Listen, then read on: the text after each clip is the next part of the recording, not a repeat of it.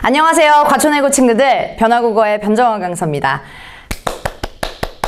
시험 보느라 굉장히 수고 많이 하셨습니다. 1학기 기말고사 정말 1학년 1학기를 마무리했는데 앞으로 여름방학 때는 어떻게 공부해야 될지 우리 1학기 기말고사 시험지를 분석하면서 또 2학기는 또 어떻게 준비를 해야 갈지 그런 국어 공부의 좀 길잡이 역할을 좀 알려드리기 위해서 영상을 촬영하게 되었어요. 자, 그러면 우리 본격적으로 1학기 기말고사 분석을 하면서 세부적으로 어떤 유형이 과천외고가 좋아하는 스타일, 또 2학기 때는 어떤 식으로 접근을 해야 되고 이런 부분들은 좀 주의를 해야 된다.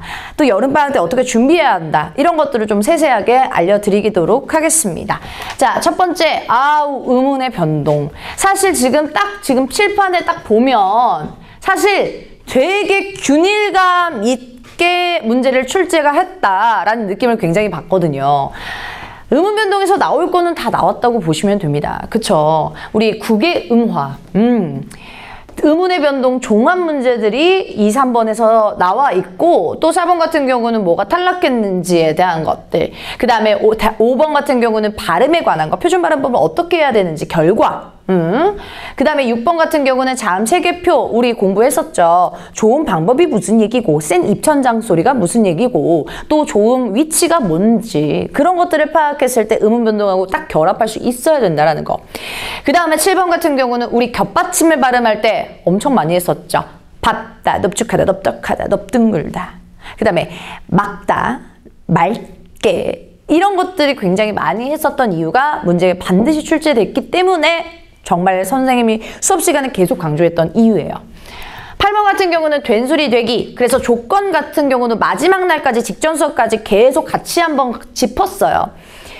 9번 같은 경우는 표준 발음법. 우리 이중모음, 의는 어떻게 하고 예는 어떻게 하고 이런 표준 발음법들이 위에 조항에서 있기 때문에 예시에서 적용이 될 수 있는지에 대한 능력을 활용하는 부분이었어요. 난이도 정말 어렵지 않습니다. 나올 건 나오고요. 또 군더더기 이런 것들 다 필요 없이 단순하게 정말 그 조항을 좀 많이 받고 예시를 좀 많이 받고 그 다음에 기본적으로 언어와 매체를 공부하고 선택하는 친구들한테 선생님이 계속 강조했던 게 의문 변동, 한글 맞춤법, 문법 요소 이번 시험 범위를 진짜로 확실하게 공부를 했다면 언어와 매체를 선택했을 때 공부하는 양이 진짜 장담한 건데 확 줄어요. 최소 4분의 1, 5분의 1 정도는 줄을걸요. 진짜로. 차지하는 비중이 굉장히 커요. 그래서 문법을 세부적으로 공부를 해야 되고 강조를 방학 때부터 했던 이유가 여기에 있습니다. 그 다음에 우리 한글 맞춤법 같은 경우는 우리 잘못 적는 경우.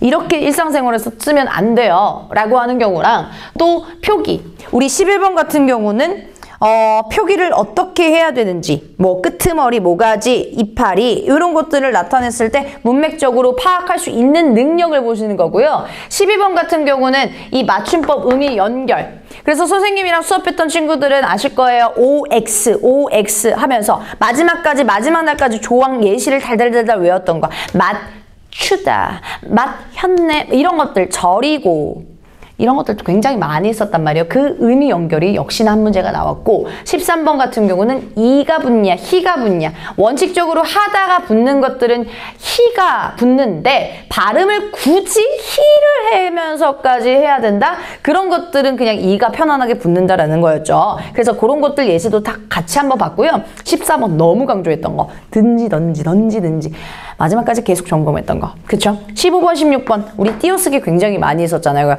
조사는 앞말에 붙여 쓴다. 의존명사는 띄어 쓴다. 굉장히 많이 했었던데 우리 두 문제 역시 나왔습니다. 그래서 한글 맞춤법 의문의 변동이 우리 30문제 정도에서 반을 차지했다라고 보시면 되는 거고요. 그쵸? 반을 정도를 차지했다라고 보시면 되는 거고요.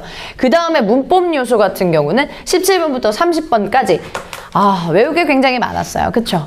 오늘 이번 시험 범위 기말고사가 외울 게 문법 요소가 굉장히 많았는데 의문 변동 한글 맞춤법도 마찬가지지만 진짜 하는 만큼 나왔을 거고요. 내가 진짜 까먹고 이런 것들은 사실 실수할 게 별로 없어요.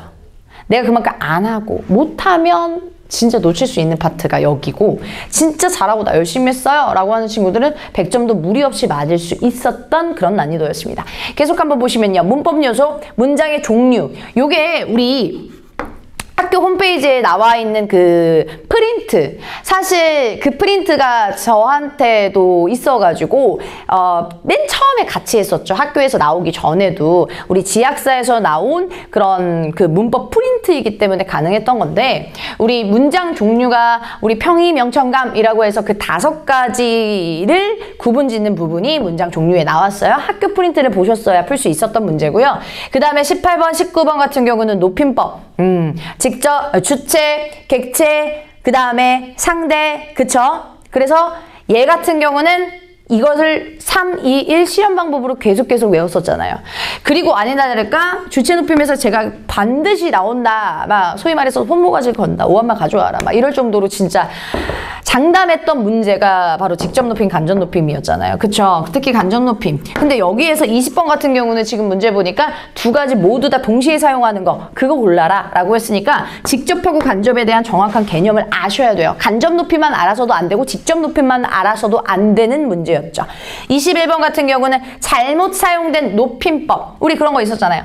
아메리카노 나오셨습니다. 아메리카노가 아무리 비싸봤자 왜 얘를 높이냐고, 사물인데. 그쵸? 그런 것들에 대한 높임 표현이 21번에 나와 있었고, 22번에 시제, 특히나 과거 시제, 23번은 높임하고 시간 표현을 결합해가지고 각각 그런 문법 높임 표현과 시간 표현을 아니라는 문제였습니다. 그 다음에 24번 같은 경우는 동작상이라고 해서 진행, 완료, 요런 것들도 한번 같이 한번 봤었죠? 고 있다 진행, 아오 있다 완료, 이렇게 해가지고 같이 공부 한번 했었습니다. 저 이거 보고 깜짝 놀랐잖아요. 우리 직전 수업 때, 그리고 그 직전 수업 때도 같이 했었잖아요. 완곡한테도. 그래서 완곡이 뭐예요? 라고 물어봤을 때 많은 친구들이 단호한 거요? 아니라고요. 왜 그렇게 생각하는지 모르겠지만 완곡이라고 하는 건 곡선 생각해 주시면 돼요. 부드럽게, 간접적으로, 돌려 말하기, 이런 것들, 물 좀 주겠니? 이런 것들로 해가지고 용도를 활용했었어요. 그래서 get의 의미는 무조건 나온다라고 선생님이 강조를 했었던 이유가 의지나 추측이나 가능성이나 완곡한 태도 여러 가지에 활용할 수 있는 게 get이기 때문에 강조를 했던 거고요. 26번 이중 피동 표현. 우리 피동 표현 실험 방법이 크게 2가지가 있는데 통사랑 파생적 우리 피동 표현이 실험 방법이 있었어요. 근데 굳이 2번은 이미 피동인데? 이런 것들을 골라내는 작업들을 굉장히 많이 했었습니다. 특히 스프링 두꺼운 노트, 우리 문제집 풀면서 그런 훈련들을 굉장히 많이 했었던 거 기억나죠? 그쵸? 그래서 충분히 맞출 수 있던 문제고, 27번 피동 표현, 28번 사동 표현, 29번 능동 피동. 그래서 우리 피동하고 사동 표현을 제가 굉장히 강조했던 거, 높임 표현도 물론 그렇지만 마지막에 하나씩은 꼭 나온다는 직접 인용을 간접 인용, 간접 인용, 직접 인용 이렇게 바꾸는 거. 주어도 신경 써야 되고 조사도 신경 써야 되고 시제도 신경 써야 된다. 그래서 그런 것들을 굉장히 많이 훈련하고 칠판에 구두로 테스트도 많이 했었습니다. 그쵸? 네. 사실 과천외고 1학년 1학기 기말고사의 우리 총평은요. 쉬웠다. 쉬웠다. 굉장히 난이도가 쉬웠고 100점이 충분히 많이 나올 그런 난이도였다. 범위도 현저히 좁았고, 그리고 단순하게 내가 한 만큼 나올 수 있는 정직한 파트인데 난이도 자체도 응용하거나 꼬거나 그런 그런 문제들이 거의 없었다라는 거. 그래서 한 문제, 2문제 실수한 친구들이 등급이 아마 좀 낮아질 수도 있는 그런 우려도 걱정이 됩니다. 그러면 우리 방학 때는 또 어떻게 공부를 해야 될까요?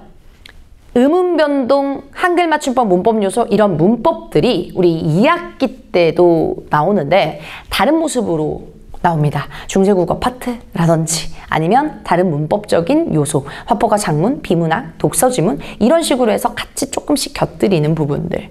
그리고 문학 같은 경우도 고전 위주로 많이 돌아갑니다. 그래서 이번 방학 때는요. 선생님 개인적으로 모의고사도 채워나가야 하지만 우리 과천외고 친구들 같은 경우는 사실 고전을 읽는 눈을 길러야 된다. 그렇게 생각을 합니다. 왜요?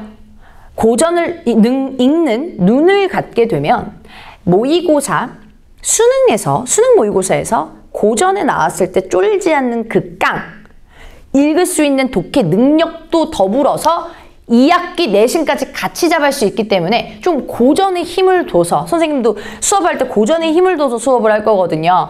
그렇게 해서 좀 집중적으로 파트를 공부했었으면 좋겠고요. 그리고 지금 오늘 이번에 1학기 기말고사 그 시험 범위가 언어 매체의 전부잖아요, 사실. 언어 매체의 그 언어의 전부거든요. 빼놓을 게 없어요. 이건 안 중요해, 이건 안 나올 가능성 커, 그런 게 없어요. 까먹지 말고. 우리 머리 이렇게 귀로 들어갔다 귀로 나오는 거 아니잖아. 까먹지 말고. 다시 한번 체크만 좀 간단하게 동영상 보면서 하시고요.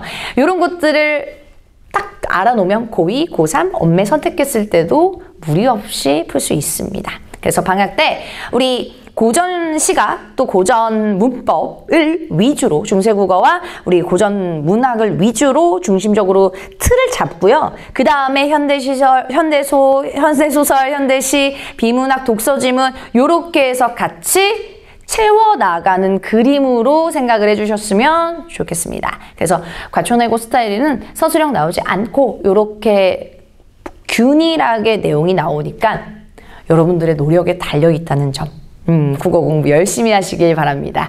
네, 그러면 우리 여름방학 무더운데 밖에 돌아다니지 말고 또 모이면 또 안 되잖아요, 이 시국에. 그쵸? 열심히 공부, 집에서 복습 또 철저하게 같이 해주시고요. 2학기 또 여름방학, 모의고사, 수능 전체적으로 같이 한번 국어 공부 열심히 해서 왔으면 좋겠습니다. 네, 오늘 시험 보느라 수고하셨고요. 네, 같이 여름방학 즐겁게 또 힘차게 보냅시다.